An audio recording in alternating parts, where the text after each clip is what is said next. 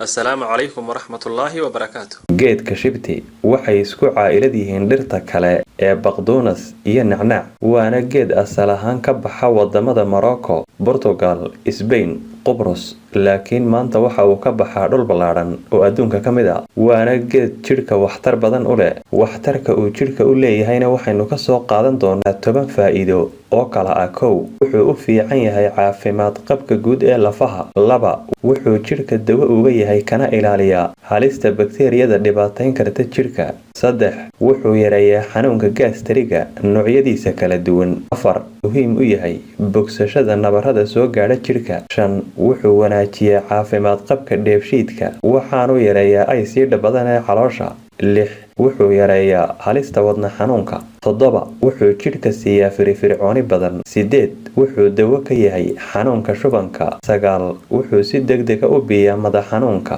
waxaanu dawo wanaagsan u yahay hurdo xumada toban wuxuu yareeyaa xanuunka rheumatismka waxaana loo isticmaalaa in caleentiisa la daqiijiyo kadibna lagu darsado cabitaanada sidoo kalena waxaa loo isticmaali karaa in caleentiisa loo isticmaalo sidii shaaha oo kale marka aad aragto ama aad maqasho geedka hindiba albarri waxa markiiba niyadaada ku soo dhacaysa waxtarka caafimaad ee la yaabka leh ee Ilaahay subxaanahu wa ta'aala uu geliyay geedkan waana geed dhammaantiiba loo isticmaalo dawaahan waxa la isticmaalaa xididkiisa caleentiisa ubixiisa xanuunada lagu daweeyo geedkana waxaynu ka soo qaadan doonaa 12 xanuun oo kala ah kow xanuunada ku dhaca beerka iyo kaliyaha laba xanuunada ku dhaca wadnaha isagoo sidoo kalena dawo fiican oo ah inflammationka saddex lalabada joogtada ama ladaadyada ay dadka qaarkood had iyo jeer dareemaan afar hagaajinta iyo habaynta sonkorta jidhka shan cayayaanka ku dhasha caloosha iyo dhammaanba xanuunada ku dhaca caloosha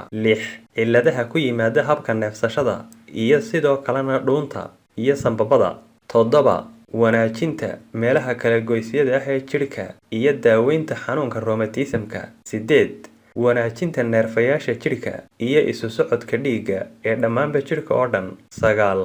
daaweynta dhagxaanta ku samaysanta xameetida toban xoojinta caafimaad qabka lafaha koob iyo toban daaweynta casiraadda caloosha iyo dheefshiidka labiyo toban furista abateedka iyo wanaajinta miisaanka jidhka dhinaca kalena ilmaha ka yar 2 sano ayaa lagula taliyaa inaan la siin geedkan dhinaca kalena dadka qaata dawooyin kale ayaa lagula taliyay inaanay dawooyinkaas la qaadanin geedkan ilaahay baana isagu cudurka iyo caafimaadkaba haya